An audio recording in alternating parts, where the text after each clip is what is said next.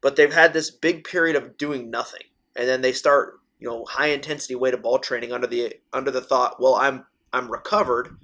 I haven't thrown in a while. I should be fresh. This should be the best time to do it. And that's the complete opposite.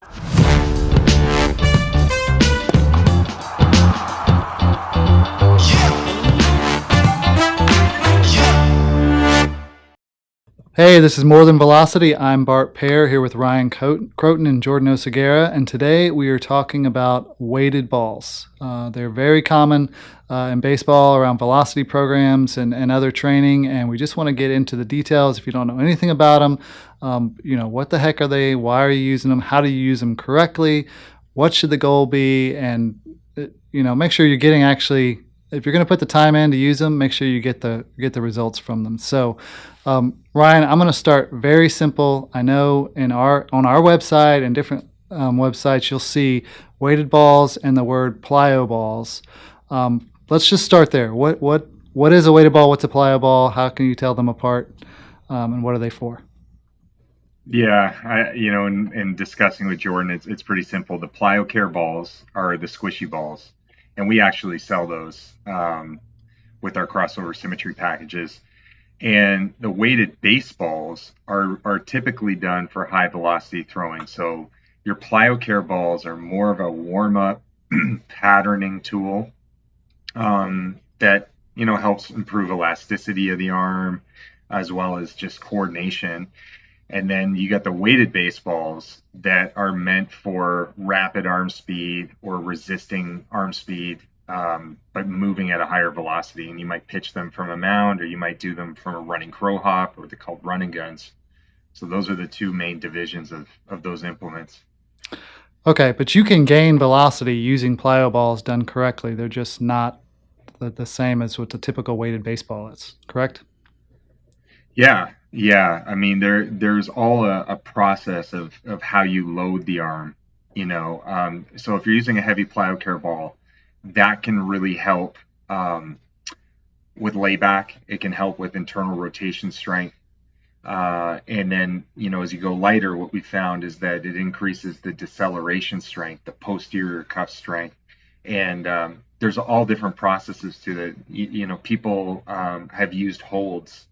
And I know Jordan's had a lot of experience with holds. And what people might not know about those is it's just as it sounds. You're doing the throwing motion, but you're not letting go of the ball. Mm-hmm. And a lot of those velocity gains can be made using holds in a plyocare program that might be integrated into a velocity-based program.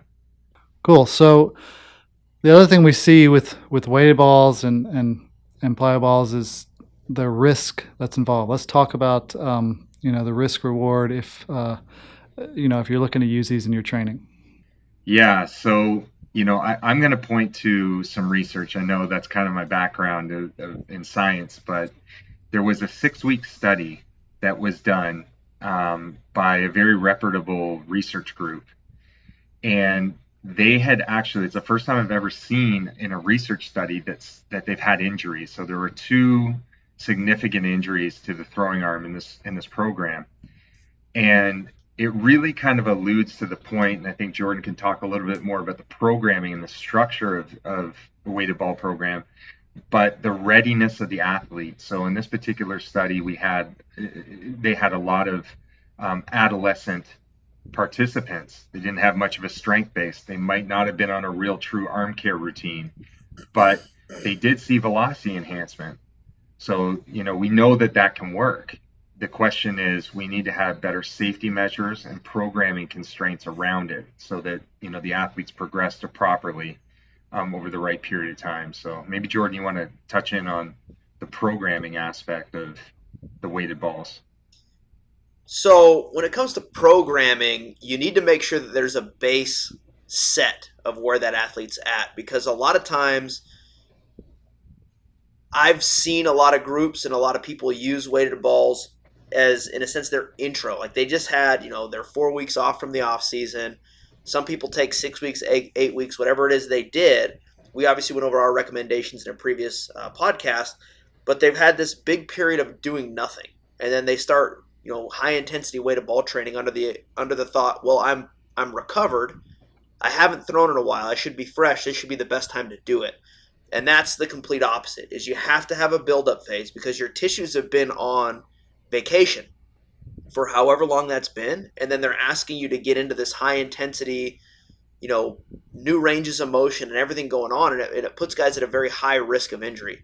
So you need to have some sort of foundation to not just prep the arm, but prep the body. I mean, I don't know if we want to go down this rabbit hole on it, but from all the weighted ball groups I've run in numerous different backgrounds and settings, we get a lot of oblique issues. We get a lot of hamstring issues. We get a lot of, it's just such a high intensity. If the body's not prepped, it's full body that can get something tweaked, not just the arm. And if it's in the off season, if you have to miss 3 weeks because you pull a hamstring or tweak a groin, that compounds into a lot of days missed getting ready for the season. So Jordan, you're attributing a lot of the risk to not being prepared for the velocity program. One, because you're going from 0 to 100 because you think taking complete time off and doing nothing is the way to prepare. You're saying that no, you need to have a baseline workload ready. And two, you need to be strong enough. Both your arm and your whole body needs to be strong enough to handle that. I know the Arm Care app that we use tells you if you're ready for a velocity program. Is that considered a good guide to if you're ready for weighted balls, plyo ball work, that those type of things? Yeah, I mean, I think there's a big clear delineation. Ryan was talking about earlier on the plyo balls versus weighted balls. And you need to have an understanding of, are we talking about weighted ball training or are we talking about weighted ball high intensity throwing? So there's obviously a line between the two, and they're in two separate things. There's weighted ball, we're just going to call it weighted ball training. There's going to be a million names for it. This will make it easy. And that's where a lot of guys are using those plyo balls or those weighted baseballs as a warm-up, a way to, prime the nervous system, getting into throwing. It would be, I guess a good example would be like if you're just playing catch with a football. That is technically a weighted ball. It's heavier than a baseball, but depending on how you've built up to that and how you're acclimating your body, that could be kind of a nervous system primer before getting into throwing the baseball. As opposed to high-intensity weighted ball throwing to gain velocity. So there's two very large different uses for the same tool, if that makes sense. Just like a hammer, one end you can hammer a nail in, the other end you can pull a nail out. So I guess that's kind of a good example, but not really, to compare and contrast the two thoughts of it. And both uses have their place. Exactly, yeah. I don't know if you want to go more in on that, Ryan. Because I know you're real big on the patterning aspect and how it impacts the nervous system. I understand it. You're obviously going to be able to go more in depth on it than I am. Yeah, I mean, a lot of the times you might see mistiming with an athlete, and especially a lot of the drills can really improve the trunk rotation and what I consider elbow to elbow separation. So like when the glove arm elbow goes down, your throwing arm elbow should be coming up so that those are synchronized as the athlete rotates through throwing. So there are a lot of different drills that can be done with the plyo ball. And I've seen him actually do plyo ball exercises where there's actually plyo balls in both hands, so that there is some kind of weighted feel to the lead arm and the throwing arm so that you can create that synchronization in the movement. There's reverse throws that I think are really good. So the hips are actually blocked. And what's happening is you're just really focusing on the upper chain of how the lead arm, trunk, and throwing arm work together. Can you give more context? Because when I hear reverse throw, I think of someone throwing a ball reverse. Yeah, reverse pick. Or are you trying to say? You're right. Yeah, the reverse pick throw. So you're basically turning.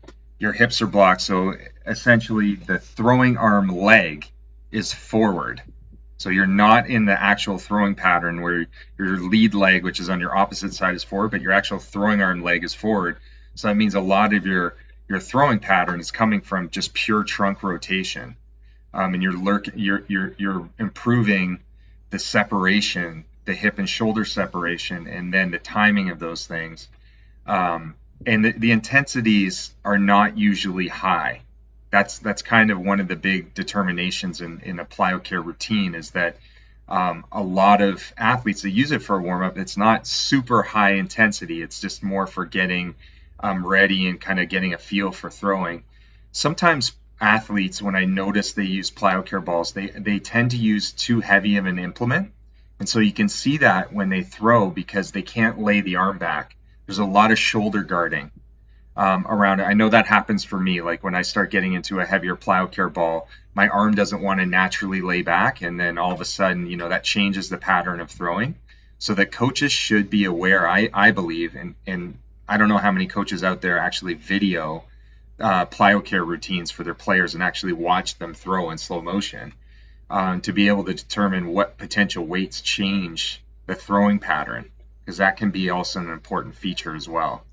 Exactly. And, just to kind of touch on that, when you're trying to get a movement out of someone, if they have the strength base that they're ready to handle mechanical changes, you can start finding out which implement is going to help you accomplish that goal. So if it's, a plyo ball that's at 7 ounces to help them get their nervous system primed, you can start finding out which weights, which implements are allowing their brain to connect with the rest of their muscles and go, okay, this is what helps us accomplish that. So now you're getting better reps in at a higher frequency as opposed to getting 4 bad reps and 1 good rep. You're now getting, 4 good reps and 1 bad rep when you're getting a different implement in their hand. And I don't know if, and again, I might be going down a different rabbit hole altogether, but one of the reasons I like plyo balls specifically for priming the pump is it does do that irradiation to where now you're squeezing that implement and you're firing the whole forearm. You're getting more muscles involved. You're building more grip strength. The better that this is working, the better this is going to work. The better this works, the better your trunk can rotate. The better your trunk can rotate, it just cascades all the way down through your feet. Yeah, people might not know what irradiation means, but I'm going to just define it. It's basically when you build tension in one muscle group, it propagates that activation of others. So it actually improves. People may not know what propagates mean. Yeah, it basically sends a signal to increase tension in other muscle groups. So for instance, like we talk about irradiation and using bands. And we want our athletes to grip the bands hard because that's going to increase the recruitment of the shoulder. And that happens with balls. And that's why I like weighted ball holds. The weighted ball holds, they get a bad rep. People say, oh, it doesn't look like throwing. But then again, I've never seen anyone do a reverse pick on the baseball field. Exactly. I've also never seen anyone perform a squat or a deadlift on the. I've seen things similar. Yeah. But I've never seen anyone rip out a squat, a push-up, and in fact, I love pull-ups, but I've never seen one pull-up on a baseball field. Yeah. Well, I did it a Little League game once, but that was outside the lines. Yeah. So the holds, you're gripping this baseball, so your forearm flexors are getting a ton of activation, and they're a stabilizer of the inner elbow. So, a lot of Tommy John surgeries are happening is because the forearm musculature, it gets weak and the ligament has to take up that tension. And these holds, like you're gripping this thing and you're throwing it, but you're not letting it go. And after a lot of weighted ball routines, you let go of the ball, there's no deceleration effect on either the elbow or the shoulder that's continued after ball release as far as weighting. But the holds, you're hanging on to it, and it increases strength really quickly. I mean, Jordan and I have seen in professional baseball guys recover strength almost within 3 to 7 days. Doing these weighted ball holds. And the interesting thing is in research, at least the one that I'm referencing, this 6-week study, they didn't see any change in shoulder strength. Their velocity gains came from an increase in range of motion, which is what increases risk to the elbow, because now you got a catapult that's getting cranked further back, and it can open up the elbow even more as the arm lays back. But these holds, they build strength, and they also manage external rotation, so you don't get that huge layback that I think is real protective for the throwing arm personally. Cool. So I want to get into a couple things here. I want you guys to kind of discuss short-term and long-term focus of these programs, and then I want you to just lay out some examples of, got this kid, he's trying to do this, and this is what the structure of his program might look like to help people better understand what we're talking about. Go for it, Jordan.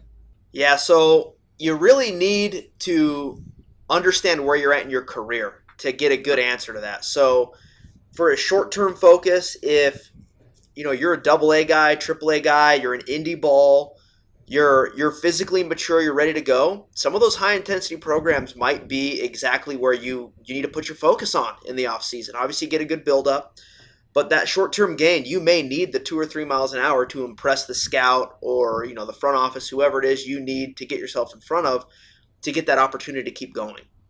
For a younger kid, if you're dead set on doing weighted balls and going down that road, you really need to make sure you're understanding the difference between the short term gains of a high intensity testing program as opposed to a long term focused training program. And like Ryan was talking about, there's different weights, different everything you can use, overload, underload balls, and each one of them is going to have their own target that they're hitting. So just because you're using heavy balls doesn't mean it's going to give you the same impact as if you used heavy and light balls.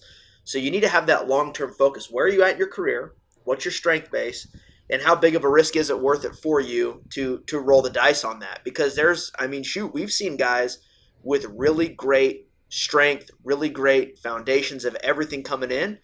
They may have an underlying issue that they're not aware of, and those extra intensity, the extra force on the elbow could be the straw that breaks the camel's back in that sense. So you need to also understand what's the short-term risk versus the long-term risk of what you're going to be doing as well. There's no right answer, but there's a right answer for where that player is in their career. Yeah. So I don't know if that made sense on what I was saying, but if you want to hop in on that too. Yeah, I want to jump in on some important particulars around that is that, the successful programs that Jordan and I have been involved with, there is a huge assessment process, and so when you design these weighted ball programs, you have to have a recovery period. So for instance, if you have your high intensity throwing days on, let's say, a Tuesday, you need to give them 72 hours rest to recover on a Friday. Now, the difference is if you have our platform and our tool in the palm of your hand, you will understand on Tuesday and Friday, is the athlete actually recovered? So we did testing every single Tuesday, every single Friday to ensure that arm strength was where it should be and that range of motion was where it should be. And if it wasn't recovered, we had to make adjustments because we were seeing that players were getting injured. A lot of them didn't get necessarily injured in the program, but they were getting injured in the season. And we thought that there could be some ramifications, some effects of not monitoring. The other thing is where you put the weighted ball program. So, pitchers or position players, you need at least 6 weeks of throwing. And with pitchers, we recommend that you should have at least 2 bullpens, maybe 3 bullpens, introduction to your bullpen. So you're throwing at high intensity before you enter a weighted ball program. And, the 6-week program, it's just too sharp of a rise in intensity and progression. And so, I believe the athletes should give themselves up to 9 weeks, at least 8 to 9 weeks, I believe, in terms of, going on and going through the program so that you can progress the athlete much slower for those tissues to adapt. So these are some programming constraints that I think of if I'm a coach or an athlete to consider. One thing to kind of hop on that too, Ryan, is I think a 6-week program, and I'm spitballing here. My viewpoints. I am obsessed with starting pitching. I think starting pitching that's where a huge amount of value lies. It's where a lot of people struggle in terms of the player development side of things, is consistently making starting pitching that can pitch at the next level, and then that can bump up another level. The 6-week programs, I noticed, are a lot of the guys that come out of those that are really good are usually bullpen arms in terms of that.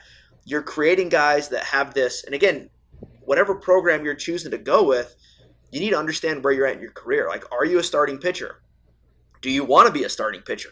Because there's a difference in building up those workloads to where the 6-week programs are almost creating an endurance base. From what I've seen, you may have seen something different for a guy who can give you 20, 25 throws and then they're gassed. Have you seen something different on that, or what is your thoughts? Yeah, no, I mean, my experience with weighted ball programs, they kind of seem a little bit consistent with both the reliever and the starter. And I don't think people have properly identified, the positional specificities of them. But yeah, I mean, the sessions that I've been in, just watching guys, and obviously Jordan, I've watched you chart the weighted ball sessions. You will see fatigue effects. You will, and it's important to kind of take note with which players they are not responding well. They're going in a different direction, because the whole key with these programs is we need to be able to adjust and be dynamic. Just kind of on that adjustments and being dynamic with it, one of the cool things that we started seeing was we were taking all these measures. I don't know if you want to go in all the in depth of which measures we were using, but if we saw a guy who lacked in a specific jump, we started finding that programming more of a specific, movement was going to help with that lower half power production. So now we were taking their actual screenings we did every Tuesday and Friday, and we're taking that from feet to fingertips and going, here's what they struggle with. These are the drills that are working on improving those things. So now we had a full, 360-degree view and a plan that was focusing on what needed to be focused on for that athlete. We started seeing really good production. We saw a way better success rate, not just for health, but for velocity improvement, as well as sustaining that throughout a season. Yeah, you bring up a great point. You can't just do weighted ball programs on their own. There is a huge lower body component to this. We generate a ton of force with our lower body, and we transfer that. And athletes that aren't on a strength and conditioning program in advancing power, jump capabilities, high speed decelerations with their lower body, they're going to be at a loss in these programs. They won't get the same amount of benefit. And it could potentially increase their risk. Hamstring strains and, a lot of these things, the oblique issues, they come from poor deceleration habits. So it's important that, the athletes, they participate in a strength program. And I recommend that on Tuesdays and Fridays, those are your heavier training days, and probably total body. And then, Mondays, Wednesdays, and Thursdays, we got to focus on core. You definitely have to have some conditioning work in there to really balance out the weighted ball effects and the training effects. Because if you're doing too much training along with your weighted ball program, you could be pushing the limits of fatigue, and that's not going to be good for the athlete in the long run. So Ryan, and thanks for kind of laying out what that looks like, but that's at the kind of the pro level. Yeah. How would it look for a 15, 16-year-old? And I know there's a lot of 15, 16-year-olds who probably think, I got to get signed by a college, so I'm short-term focused, but they need to learn they're not. They can't be short-term focused. They got to be long-term focused. What would be the differences there in what they're doing? Yeah, I mean, for that age bracket, like we really want to see the kids a little bit more orthopedically mature. So, between the ages of 12 and 15, that we talked about peak height velocity in previous podcasts, but this is the period, at least in males, it's a little earlier in females, but in males, we have this rapid increase in growth. It's usually kind of slow and stable until then. And then all of a sudden it's like, bang, they are growing bones really quickly. And it's not a great time to be involved in these plans. That's just one of our checklists. Like we're giving these suggestions, we're hoping people follow it because we want them to have success. We want them to have safety. The worst part of this could be when these young developing bodies are going into this, they're not ready and they get injured. So now they lose a year. So even, the thought process is I have to expedite my results to get signed or to get a recruiting opportunity. Now you might not get recruited because, the immediate need of a player, gets selected over you. So, those are some pretty important conditions to consider. And a lot of these kids, like I can't harp on it enough, they need to be on a strength program. They need to have at least a year under their belt. They need to be doing their arm care. Using our app would be outstanding because they would ensure that they have the right strength measures. We usually look at 20% of their body weight in strength on their rotator cuff. There's not really great measures out there to determine what would be the percent of body weight for grip strength that we would need. because grip strength is kind of measured inconsistently with some studies. And so they need to bump up that strength before even, that orthopedic level of being, I'm old enough, my bones are slowing in growth, to really withstand this type of training, and have the greatest benefit. So Hey just Ryan, when you're talking about the bones growing, if you don't mind giving that example again, you said of a bridge, Yeah, yeah, something yeah. along those lines. I think that's a good visual for Yeah, this. yeah. So if you think of the bones, they're like two pieces of land, and your soft tissue is the bridge. You're thinking, okay, what happens to the bridge if those two pieces of land keep growing further and further and further apart? You're going to have more tension on the bridge, which is your soft tissue structures, your tendons, your muscles, and your ligaments. And so that's where the training has to be, really effective, especially helping the deceleration of the arm. We think of deceleration after ball release, but there's also deceleration of the arm when it lays back, which is really incredibly important for health. You actually have more injuries when the arm lays back at speed than you do at actual ball release when you're going forward towards a plate with your arm. And they just need proper conditioning around that, and that's at every age. Every age. You're going to enter a weighted ball program. If you don't have a good training process, you could be in trouble. And we haven't discussed it, but even habits. Some of these young kids, they may not have the right habits. They may not be sleeping well enough. They may not be eating properly.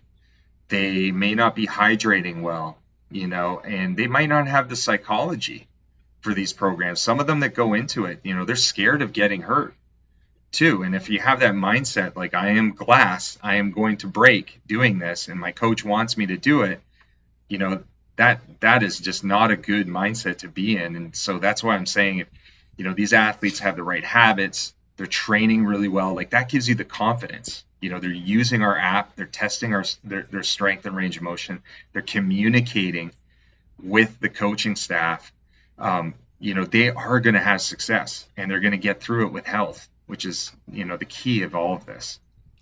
So just to reiterate, if you're 12 years old, 15-year-old, even 16 years old, the high intensity weighted baseball throwing programs are not recommended. We don't recommend those, but strength training, using plyo balls, even weighted balls in training at that age is exactly what we recommend. Correct? Yeah, it's like the way I think about it, I'm trying to think of an analogy as you're talking about. It's like, if weighted balls are your supplement, that doesn't really cover the effect of your diet. Your diet is the training base, your general strength. If the diet is bad, this little supplement, it's going to give you a boost, but it's not going to give you all the benefits you need. And a lot of these other things that we're talking about here, on the, this latest edition of Armchair IQ that I talked about, I discussed a little bit of the risk rewards about all of them, but you can get benefit from strength training for sure. You're adding muscle mass, you're adding contractile tissue, you're adding to power, so I know weighted balls is the fad right now, and people are really focused on it, but strength training has been around for a long time. Plyometric training has been around for a long time, jump training. And we need to still see that traditional element as being of the highest importance, before we go to the supplement. Yeah, I mean, Jordan? the best way for me to look at it is, on the supplement aspect of it, is you don't just for a first car, if you give a 16-year-old the keys to, a Maserati, be expecting a lot of accidents.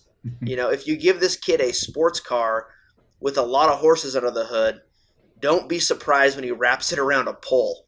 He's not a skilled enough driver to handle that. They get a beater car with less RPMs. It has less things that can go wrong when you hit the gas pedal too hard.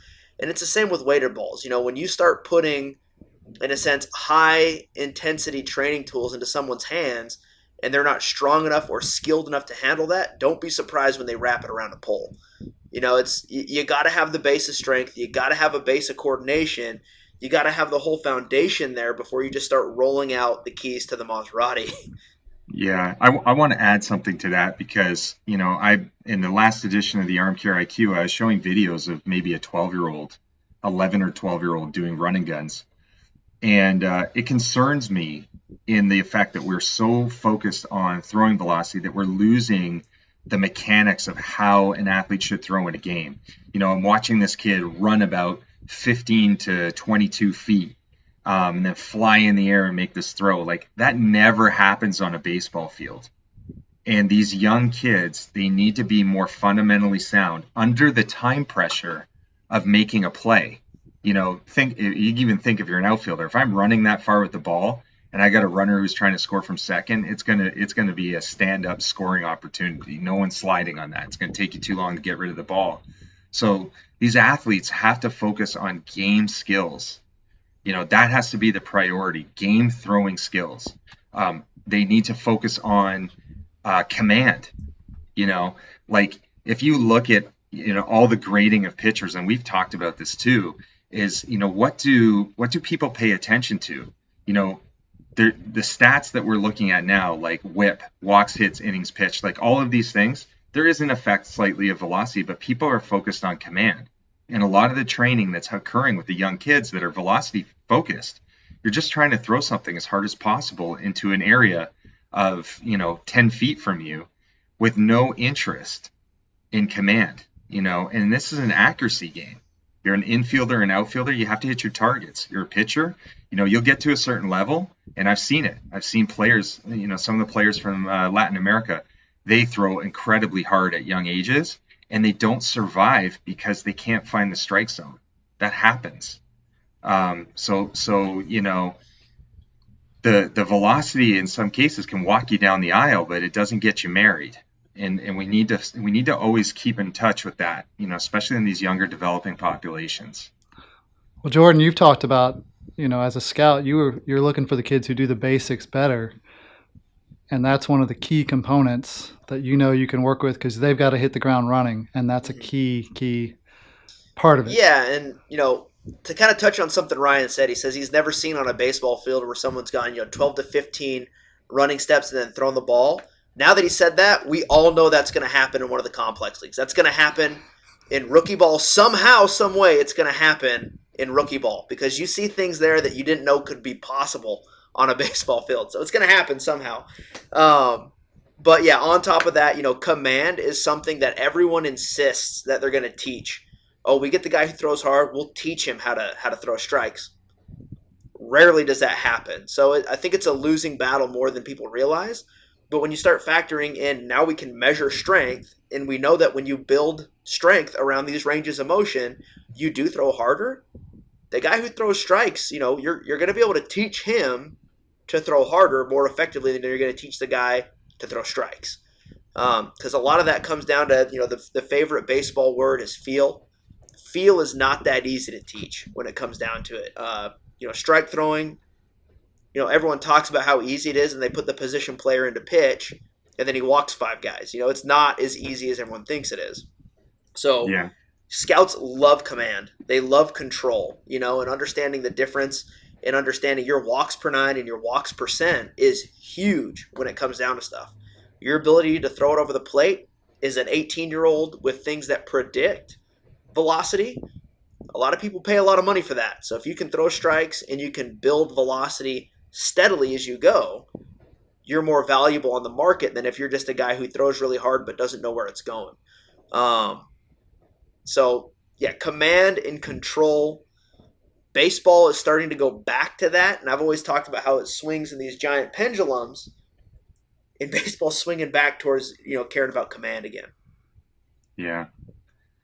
Kind of thought that I had too is as we're talking, I would love somebody who's listening to this podcast to reach out to us and say, hey, I want to do a study. And I want to do a study and look at, athletes that utilize the arm care platform and ensure that they have balanced strength. So they focus on their ER, their external rotation to IR strength ratio versus a weighted ball group to see what the effects are. And I think they'd be very close.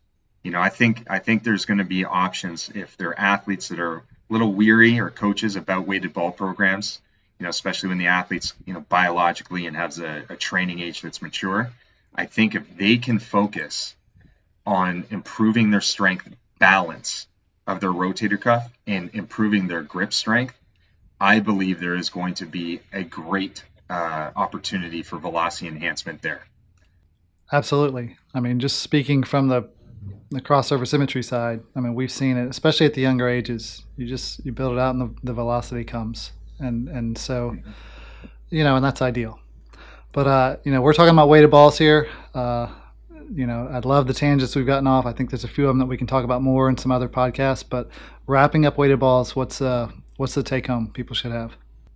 I mean, for me, go on the site, check our velocity checklist, see if you have all of those criteria checked off. And that gives you, great confidence that you're going to be ready for these programs. And for me, anybody considering a weighted ball program, I highly recommend our app, our platform, because you need to be able to understand what is happening with your strength. If you're losing strength and gaining range of motion while you're on this plan, it could expose you to injury. So we always say that, length without strength is kind of the recipe for disaster. And you won't know unless you're assessing it with high quality technology. Jordan?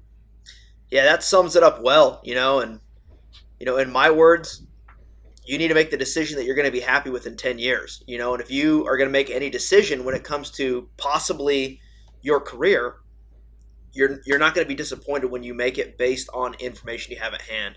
If you're testing, strength, range of motion, you're doing full body assessments, you know what you're doing day in and day out, you're going to be sleeping way easier in 10 years from now, regardless of what happens, knowing you put everything you could into it, safely put into it.